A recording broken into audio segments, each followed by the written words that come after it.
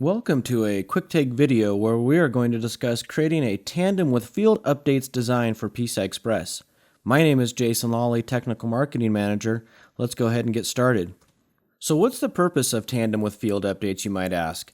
Well, the first thing is that it's when we want to ensure that our PCI Express block is up and able to be enumerated within that 100 millisecond configuration time. Now, the second part of what we're doing with tandem with field updates is we're actually going to be able to reconfigure the FPGA over PCI Express multiple times without bringing that PCI Express link down. So let's go ahead and take a look at how this happens. So coming out of power on reset, the first thing that's going to happen is our stage 1 PCI Express design gets loaded from a local memory. And now at that point, the PCIe block is up and ready to be enumerated. After that, we need to load the rest of the FPGA. Now in this case, we're showing what we call tandem prom, which is where that second stage resides on that local memory. We also have the option to load that second stage over the PCI Express link. So as you see here, it goes ahead and loads, and now we have an entire FPGA completely configured. At this point of time, we're now able to load new designs over the PCIe link without bringing it down. So the first thing we need to do is actually clear the bitstream that's in there, so that we have a specific clearing file that goes with our user app 0, and we load that in, and then we follow that up by putting in any new app that we want. In this case, we're showing user app 1. We could have loaded user app 2. From here, if we want to do a new file, we need to load a clearing file specific for that application 1. And once we do that, we can then load a new application, in this case, application 2. Now, if we want to do that and we want to get back to user app 0, we go ahead and load the clearing file for user app 2, and now we load the user app 0. Now it's important to note here that the user app 0 that we have labeled as stage 2 that's in the local configuration, while it is logically equivalent to user app 0 that we have in our PCI Express space, there are functional differences between those two bit streams, and we'll see that. We'll talk about that at the end of the video. So let's go ahead and look at how we would create those bit streams. I already have a Vivado project opening targeting a KCU 105 board, and I'm going ahead and choose an AXI bridge for PCI Express. And the reason I wanted to do this is I wanted to show you how you would do a tandem with field updates design targeting something that's using IPI. So we'll go ahead and configure that design, making sure that we select tandem with field updates. We're also going to do Gen 3 by 8, and we're doing a target only. We could do both a target and a master. In this case, we're only doing target, so we don't need that slave port. Now what we're going to do is we're going to create 4 different bars for our particular design, and you'll see why in a minute we need those 4 particular bars, but there's really no limit here. We could turn on all of the bars. We can only have one of the bars, but we're going to set 3 of them, each to 1 megabyte. And what that's going to do is in that enumeration for PCI Express, we'll end up with 3 different bars that are each 1 megabyte targeting our device. Now we're going to go ahead and set the offset in here, or the translation as well. And what this translation will do is anytime we hit that particular bar, it's going to take that bar address and translate it to an AXI address as we're setting it here. So as you see, we're going to have C, we're going to have 4, and then we're going to have 7.6. And each of those 3 locations will get translated plus any offset that goes there. So when we're doing a tandem with field updates design, we always recommend that you start with the example design that you create by going here, as you say, open an IP example design. And the reason that we say that is the setup for all of the files that you need will happen and you'll be ready to go. Now, even though we're doing this in the GUI, keep in mind that you'll see that we really don't support the project mode for tandem with field updates, but we're going to be able to do some of the things in the GUI. So as you see here, we have our application opened. This application is going to be where all of our design that is reconfigurable goes. Now what we're going to do is go ahead and we're going to add a IPI block diagram, and we'll go ahead and create that. And we're going to create a really simple design in here. Now, we're gonna go through this pretty quickly. We'll pause at some point in the video and zoom in to give you a chance to look at what's going on. But our design is going to be really pretty straightforward. It's going to be a AXI interconnect, as well as connected to an AXI BRAM, as well as the LEDs on the board. Now, your design is probably going to be much more complex than this and probably a lot more interesting, but we'll give you an idea here of how we set this up. Now, one of the key things to note as we go through here is that we will need to set that interconnect. We'll need to select that slave port and make it external, because that slave port on the interconnect is connecting to our master port of our PCIe design that we already created, our PCIe bridge. So we'll go ahead and finish connecting up all of our clocks.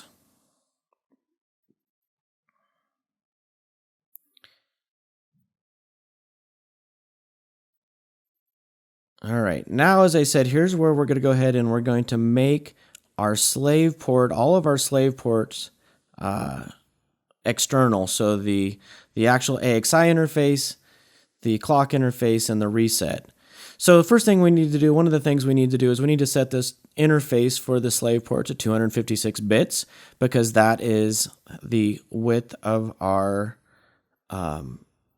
interface for a Gen 3 by 8.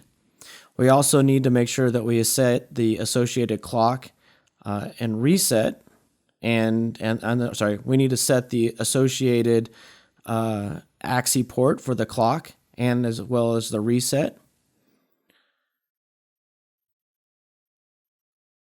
And as you see, there's really nothing to do there for the reset.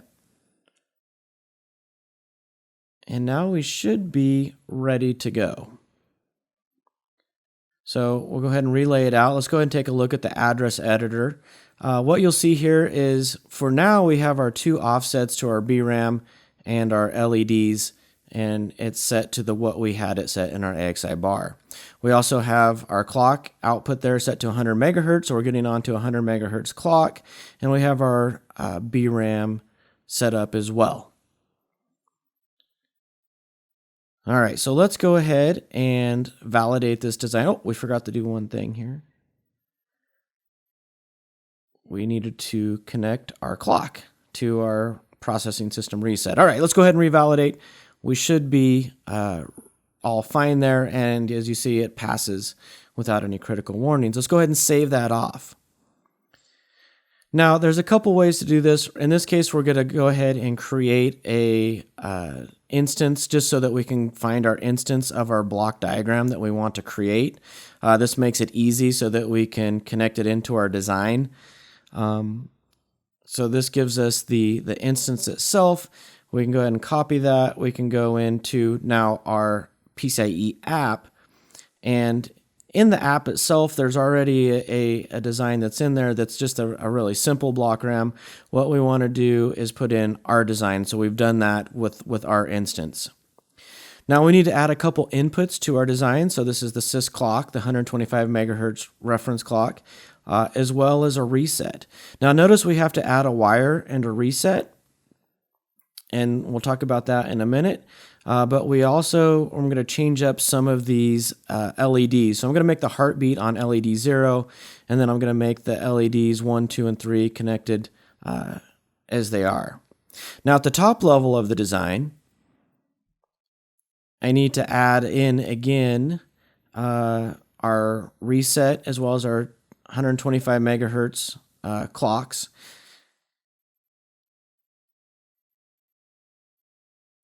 And once we have that in, we will also put it into the top level. Now, one thing to note here is that for anything that is static, that's in bank 65, that goes with our reset, it has to have an iBuff or an OBuff at this top level. Anything that is not in bank 65 will need to have an iBuff or OBuff in our PCI Express app.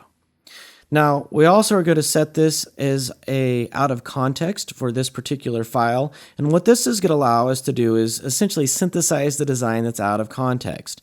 Now, we do need to put a clock constraint on our AXI clock to tell it that it's a 250 megahertz clock. And we'll go ahead and do that. And here, one thing to notice when we're looking at the app, we do have an iBuff that is instantiated for that reset. And any other inputs, the sys clock actually has iBuff DS instantiated in our block design.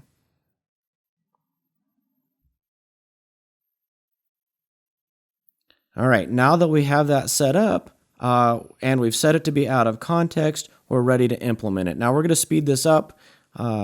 And it'll go by pretty fast. But what will happen is once this has implemented, we now have a design checkpoint or DCP file. And what we're going to do is we're going to go to that place where that design checkpoint was created. We're going to create our own directory, and we're going to copy that checkpoint to this particular file or to this particular location. And we're going to point to that with our script that we'll run here in just a minute. Now, there's a lot of ways that you could do this.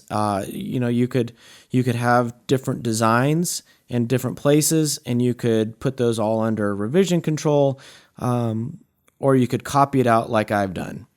All right, so let's take a look at our script here. So this is our main script, and what it is we're going to go ahead and we're going to turn off everything except for we want to run our top level, which synthesizes our top level and creates a black box. And then we're going to take and implement the design. So it's going to be that top level with the hole in it. And then we're going to pull in our design checkpoint and run those two designs together. Now there's a couple other things we need to do here. We need to actually go into the implementation script, and we need to change the design to pull in our design checkpoint.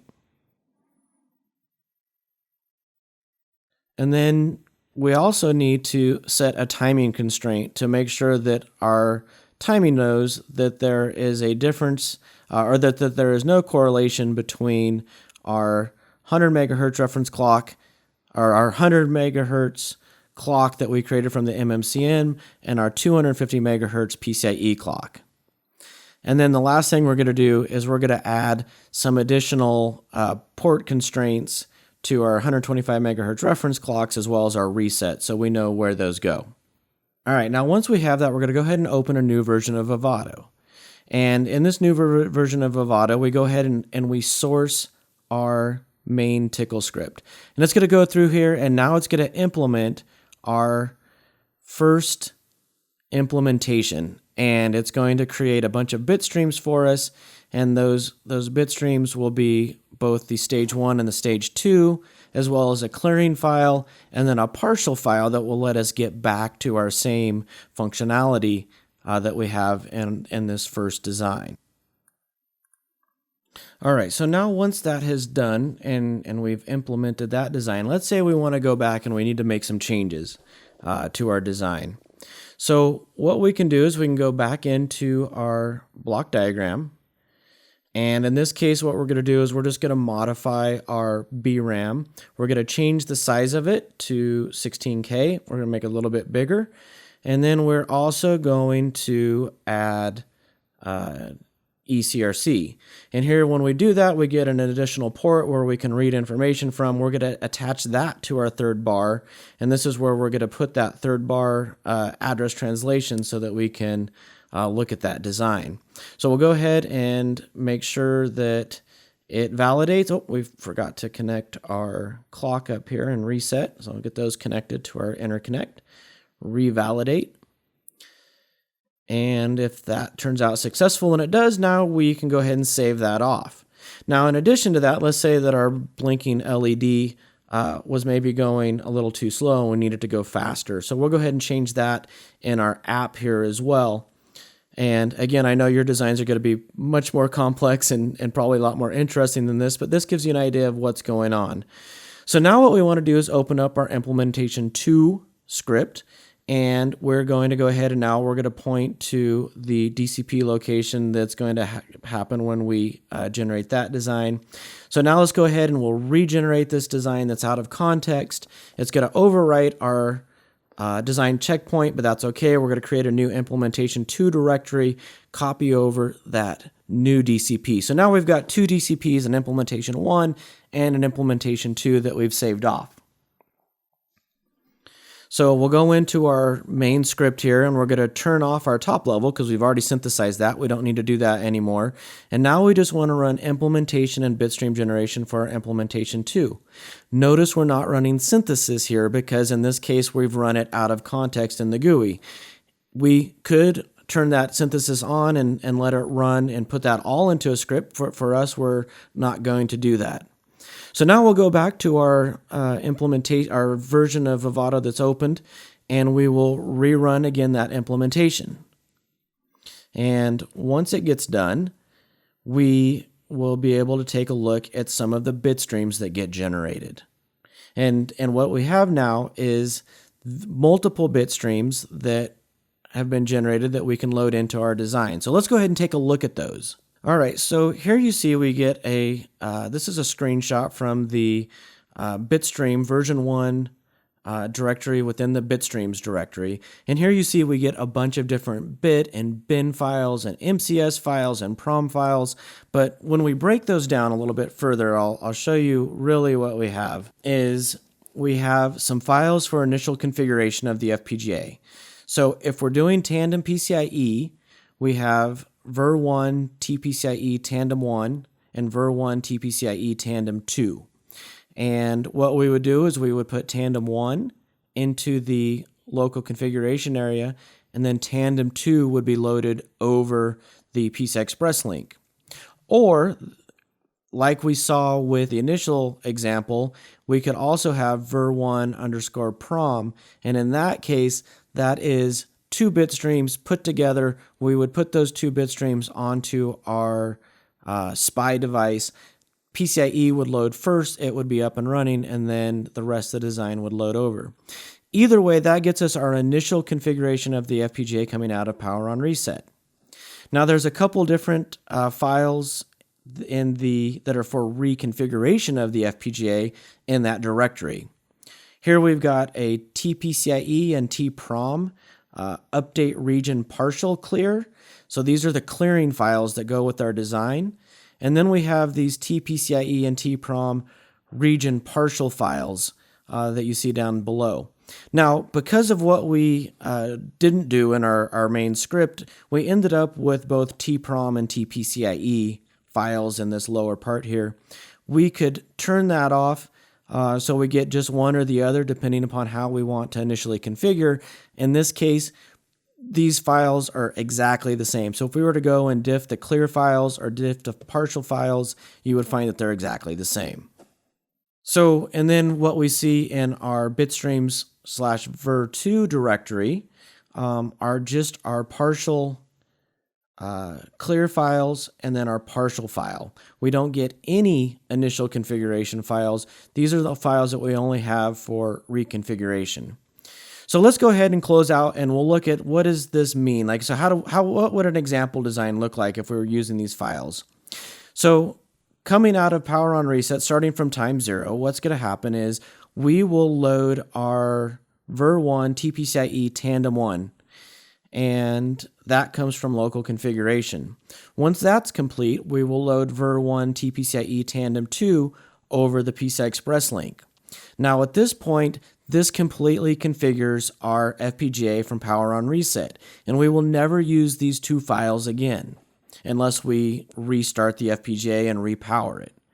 Now, when we want to load a new design over the PCIe link, what we're going to do is we're going to load the clear file that goes with that ver1 of the design.